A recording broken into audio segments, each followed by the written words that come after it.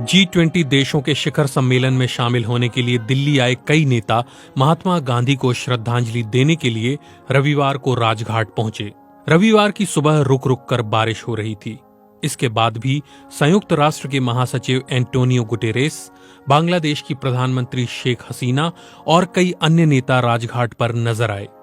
इन नेताओं में अमेरिकी राष्ट्रपति जो बाइडन, ब्रितानी पीएम ऋषि सुनक और ऑस्ट्रेलिया के प्रधानमंत्री एंथनी अल्बनीज और तुर्की के राष्ट्रपति रेचेप तैयब एर्दोआन भी शामिल थे। इनके साथ साथ तमाम दूसरे देशों के नेता भी दिल्ली पहुंचे। हालांकि इन नेताओं में सऊदी अरब के क्राउन प्रिंस मोहम्मद बिन सलमान शामिल नहीं थे, जबकि वो सम्मेलन में हिस्सा लेने के लिए शनिवार को ही दिल्ली पहुंच चुके थे। ऐसे में कई लोग ये जानना चाहते हैं कि सऊदी प्रिंस के राजघाट पर ना होने की क्या कोई खास वजह थी। जानकारों का कहना है कि राजघाट पर प्रिंस मोहम्मद के ना होने का कारण महात्मा गांधी के प्रति किसी भी तरह का अनादर नहीं, बल्कि उनकी सल्फी विचारधारा हो सकती है। जामिया मिलिया इस्लामिया के Zakir Hussain institute of Islamic studies के पूर्व निदेशक प्रोफेसर अख्तरुल वासे कहते हैं, सल्फी यानी जिन्हें अहले हदीस कहते हैं, वो किसी भी तरह की समाधि या मजार पर नहीं जाते हैं। इस्लामिक स्कॉलर जफरुल इस्लाम खान बताते हैं कि उनके यानी सल्फी विचारधारा को मानने वालों के यहाँ तो कब्र को पक्का बनाना तक गलत है। इस्लामी न्याय शास्त्र यानी फिक्ह यानी ज्यूरिश प्रूडेंस के 5 प्रमुख सिद्धांत हैं: हनफी, शफई, मालिकी, हम्बली और जाफरी। जाफरी या फिक्ह जाफरी शिया समुदाय से संबंधित हैं, बाकी चारों सुन्नी समुदाय से जुड़े हैं। भारत में अधिकतर मुसलमान हनफी सिद्धांत को मानते हैं। सल्फी या अहले हदीस खुद को इन सब से अलग मानते हैं।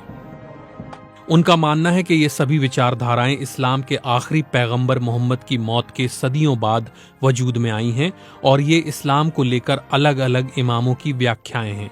इसलिए इनमें बहुत सी वैसी बातें शामिल हो गई होंगी जो पैगंबर मोहम्मद के जीवन से अलग होंगी।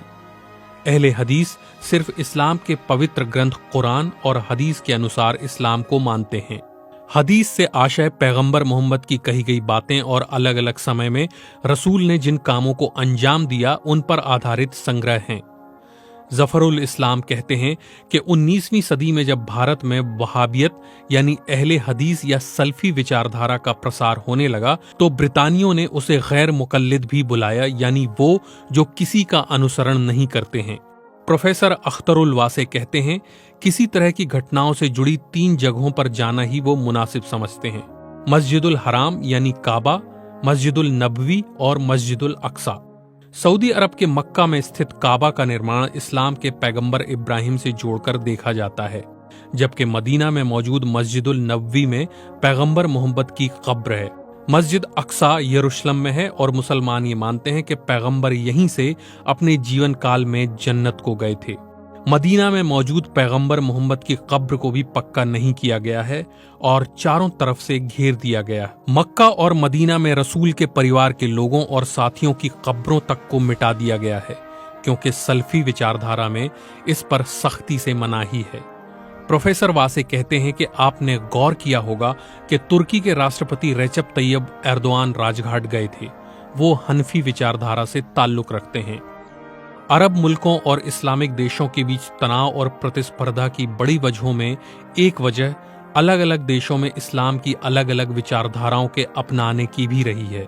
जैसे सऊदी अरब और ईरान के बीच दशकों तक चला तनाव जो अब जाकर कम हुआ है और दोनों के बीच फिर से राजनयिक संबंध स्थापित हुए हैं। इस्लामिक जानकारों का कहना है कि मुसलमान होने के लिए जरूरी है एकेश्वरवाद, रसूल के इस्लाम के आखिरी पैगंबर होने पर यकीन और मृत्यु के बाद जीवन। इन तीनों में किसी तरह का मतभेद नहीं है। फिर रसूल और उनके साथियों की मौत के बाद एक समय आया जब अलग अलग इमामों ने धार्मिक पुस्तकों और घटनाओं की व्याख्या अपने अपने ढंग से की। इन व्याख्याओं में भौगोलिक स्थितियां और दूसरी तरह के कारण शामिल थे। इन्हीं से मतभेदों की शुरुआत भी हुई। हालांकि इस मामले में भी शियाओं और सुन्नियों के मतभेद की एक लंबी कहानी है।